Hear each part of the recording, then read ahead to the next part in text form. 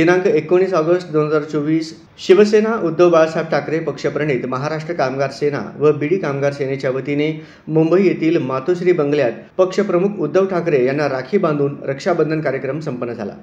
मुंबई येथील मातोश्री बंगल्यात सकाळी 11:30 वाजता पक्षप्रमुख माननीय उद्धव ठाकरे यांना कामगार सेनेचे प्रसिद्धी प्रमुख व युवती सेनेचे शहर संघटिका रेखाताई यांनी उद्धव ठाकरे यांना राखी बांधले। त्यानंतर महिला आघाडीचे उपशहर प्रमुख राधिका मिठ्ठा व राधा दंडगुळे उद्धव साहेबांना राखी बांधले। त्यानंतर उपप्रमुख अनिल दंडगळे यांच्या वाढदिवसानिमित्त व विभाग प्रमुख येल्लप्पा मिठ्ठा यांच्या वाढदिवसानिमित्त दोघांना उद्धव साहेबांनी पुष्पगुच्छ देऊन वाढदिवस शुभेच्छा दिल्या।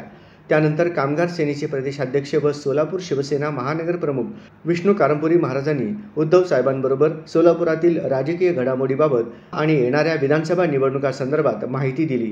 त्यानंतर कामगार सेनेच्या महिलांनी मातोश्री बंगल्यातील सर्व खासगी सचिव कर्मचारी आणि पोलीस कर्मचाऱ्यांना राख्या बांधल्या।